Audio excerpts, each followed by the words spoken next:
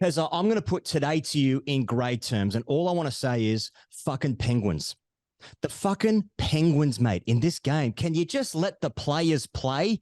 And can you try and stop them from fucking standing in front of middle and just kicking it? And just doing a couple of umpires' calls. Now, am I revealing some bias, some Australianism, some Australian jingoism, Australian bias? Am I doing that? Maybe. But I mean, fucking come on. Give me something to watch instead of like just rain-affected, drab shit. That's how I felt today, mate. I thought it was a sad end to the Christmas and festive season. I was watching the game today, and my neighbor across the way, the balcony, just over the balcony, he took his tinsel down from his balcony, and then I was watching fucking Ashton AGAR bowl some full tosses, and I thought, this is a drab end to what was an otherwise glorious summer, of which I remember records falling nearly every hour. How did you enjoy today, Pez? I thought it was fucking awesome, man, for the same reason. Like I took the same analysis, but a different approach. Like we got fucked in the face with numbers for 4 tests. And sure, like when we were younger, we would have wanted that for 40 tests, and that's what we got. But it was like fucked in the face with numbers for 4 tests and then just a grade cricket end to it, like where you can just walk off the field. Australia can walk off the field and go, fucking Decks, fucking Penguins. Like, you know what I mean? Like you can just go in and I have got no idea what players have said after the game. Me neither. I did see, actually, that's a lie. I saw Nathan Lyon being interviewed by Trent Copeland immediately after the game, and he did make one comment about wanting to one day play on the SCG of old, sort of inferring that he hasn't yet done that. So I was happy for a bit of a change to the narrative arc, you know, where like people are on Twitter talking about Penguins, talking about catches, you know, talking about weather, talking about, you know, like our unsophisticated understanding of spin bowling and who should be playing. So I was happy with that.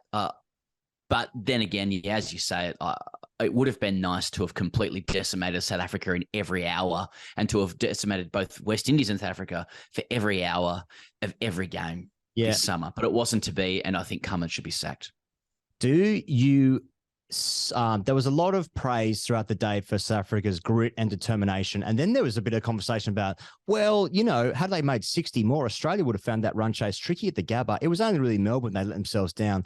I think that's very generous to what we saw with South Africa today for me. Sorry, in this summer.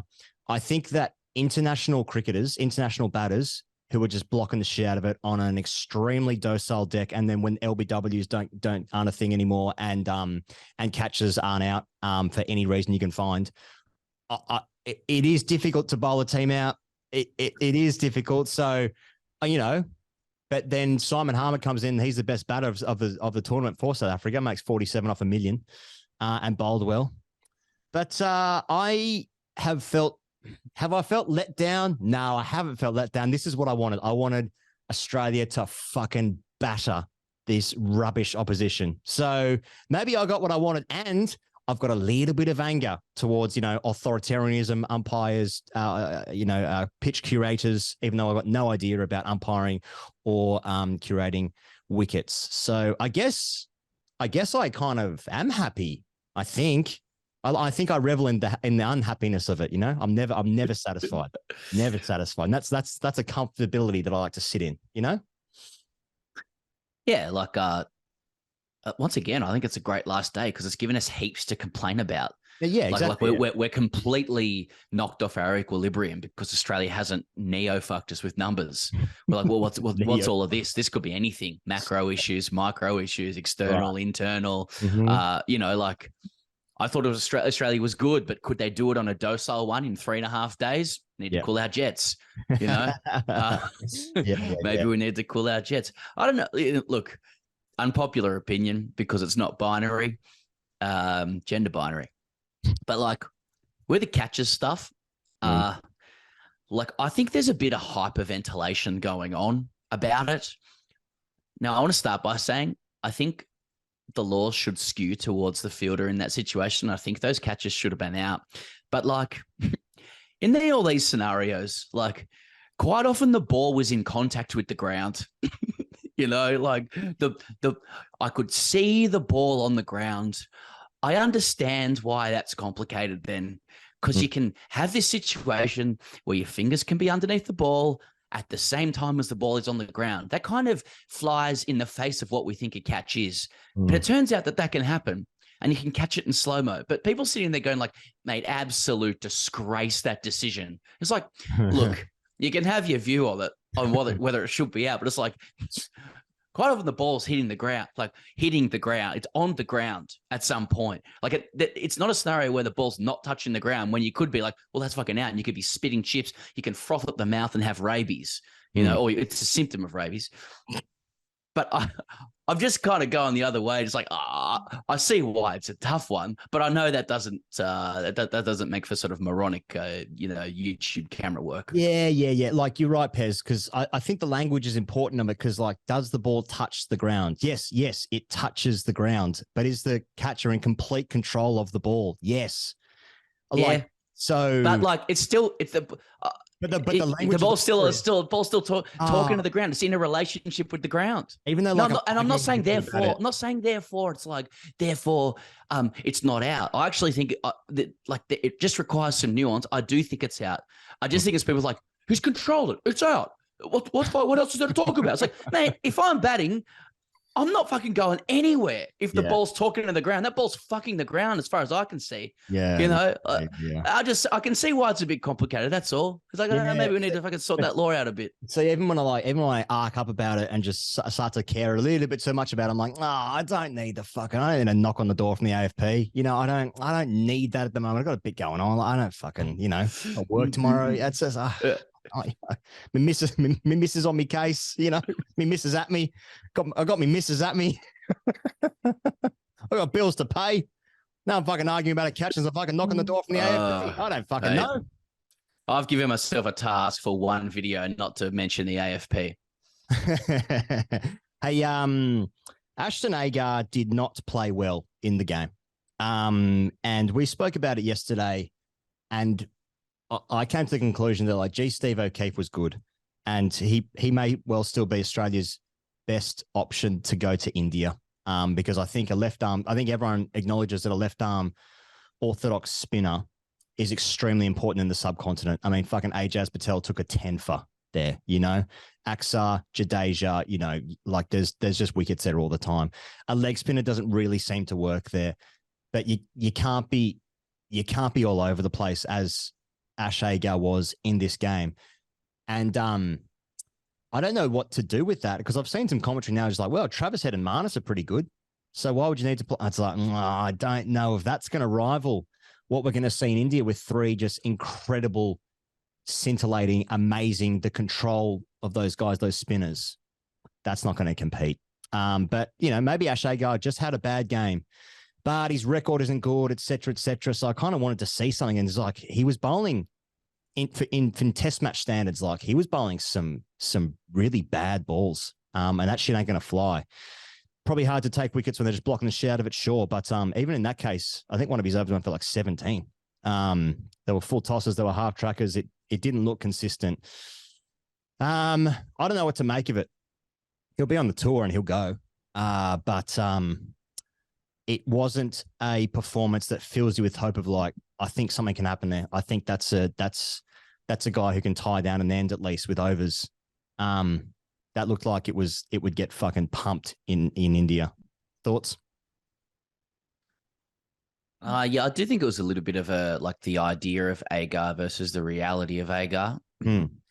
But they selected him as an idea. I mean, his numbers are not worthy of selection in and of themselves. And I thought that was an imaginative selection in a scenario where, like, Australia has structural issues producing spin bowlers. Like it's yours or our eventual issue with not being able to produce like a consistent number of high quality spinners is not an AGAR issue. Like that's just goes way deeper than that. And to that end, I thought didn't make much sense to me that he was so underbowled today and yesterday. Like I understand that he didn't. I watched him. Like it was quite inconsistent at times. I do think he bowled a number of deliveries that were threatening.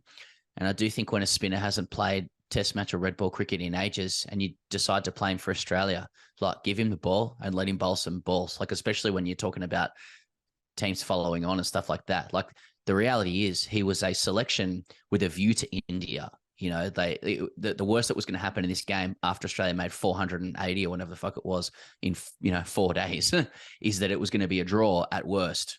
So they could have actually given him more of the ball, I thought, and backed him in a little bit more and allowed him to develop a bit more rhythm.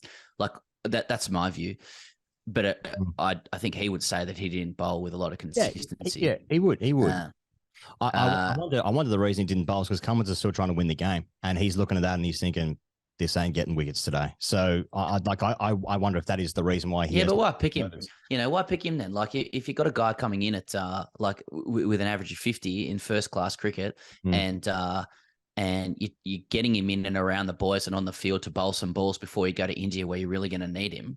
It doesn't matter. Like so you've decided before the game that it's an investment pick, like you know, why underbowl him so much? But if he wants to take the view of like, no, it's really important to win this game first and foremost, well, then shouldn't have picked him in the first place. I think him pick someone who was going to be able to, you know, tie up and end a little bit more. Well, I think answer to that though is like no one would have expected them to bowl that badly. I mean, it wasn't good. Would that be fair? Yeah, well, maybe, but I don't think he's got a lot of evidence there of like coming in and doing like knocking teams over in the fourth innings either. You know, like if he wants to win that game there and then and get a fourth innings specialist who turns the ball away, they would have picked Swepson. Yeah, you know, I wouldn't have minded watching Swepson on that. You know, and seen him in Australia do his thing, but yeah, you're right. Maybe they were just expecting him to bowl a little bit better. Yeah. Anyway, I don't know. I wanted him to bowl so well, but yeah. Oh, he's one of the absolute best blokes in Australian cricket. And he'll know that he would have wanted to bowl better himself, but it hasn't worked out that way. Do you want to talk about anything else before you get into ASKTGC?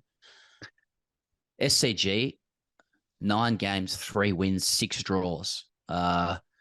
Last 9 years. Like, so it's obviously hard for opposition to get all 3 points. So is the SCG Stoke away? Is the SCG Britannia? Yeah, it's an absolute fortress. Australia don't lose many games there. They don't win many games either, and there's not many results generally. But it's hard to walk away with all 3. SCG remains the worst wicket in the country. We've said that for the last few years. That's backed up by numerous professional players who actually play at that ground, not just say some dumb shit on the internet about it. But it remains the worst wicket in Australia. I think there's been a lot of time lost to rain in the last few years as well. I think that's been more documented. People are saying today on comms anyway that it's a result pitch. Yeah, it is a result pitch. So you know, they have. Is it the pitcher's fault or is it the rain's fault? I don't know, but I don't even know when, like, how soon they can actually change the SCG test from this window, like, because surely he's booked in for the next like few years, like as in. But saying that, like, well, I mean, do other cities like a Brisbane, for instance? Does the Gabba want the New Year's test? Would they want that? I mean, it's consistently a dead rubber. The Australian players probably won't want that because the Gabba the Australians have the best record at the Gabba. Obviously lost it 2 years ago, but that's the first loss I've had since 80 something. So Australians like to start there because like to start winning the series there. I'll get ahead in the series. But I mean, maybe Sydney fans might not want the New Year's test anymore, because maybe it'd be nice to have like a live test match at the SCG. Would more people go? Probably not, because it's not everyone's still at work still. So I don't know. Head of the SCG, Tony Shepherd, said that they want a day-night test to guard at least against bad light, and a pink ball test that goes into night. And I think that'd probably go well at the SCG. But Nick Hogley came out and said that would put it up against the Big Bash. And at the moment, we've got 10 hours of TV when the SCG starts from the morning to night. Fuck. And I kind of think, wouldn't it be nice if, like, imagine having all of your players, all of your best players available for one thing. That would also be good. Yeah. So, and then they were talking about maybe just using a pink ball and how they could feed into Jane McGrath Day or some shit. Oh yeah. Okay. Yeah. Yeah, I suppose so. Yeah, oh, fuck, I don't know. Hashtag ASKTGC. Angus wrote, and he said, at the SCG test during lunch, and the natural question arises, who's the bigger alpha? 1, man who brings a full picnic to the cricket, including cold drinks and cups, sandwiches, cake, and cut fruit. Or 2, man who buys a feast from available vendors and basically sends his kids off with the corporate Amex to buy Maxibons, overpriced chicken wraps, and cans of Coke. Thoughts? That's a tricky one. It's financial plays, and I mean, I don't know. Okay. Finance, it's a health play. I mean, the man number one is he's healthy, he's organized, it's probably more ethically produced materials as well that he's bringing. Eggs and such. Yeah. You know, but man number 2 is like, just got to watch the game. Fucking kids can fuck off, eat what they want. You know. Yeah. So it's the bigger out. But I mean, what's the experience of going to the cricket like? I remember, like, as a kid going to the cricket, and you would take a fucking, you know, like a massive like esky full of just a variety of assorted meats, drinks, beverages, your desserts, maybe a thermos, maybe a thermos in there, that's nice as well. Now, those kind of people often like to bring a scorebook and also score at the cricket, and that really is some gear. So there's a spectrum, and the organized man who brings the cut lunch pre-prepared, he's a man of exercise, of sleep, of organization. That's a good man.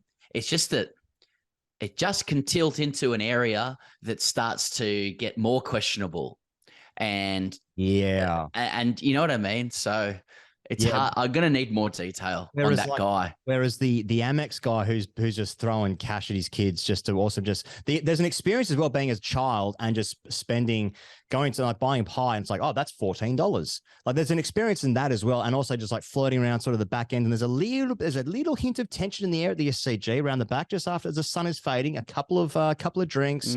People are smuggling in some hip flasks, that sort of stuff. They're drinking their full strengths now.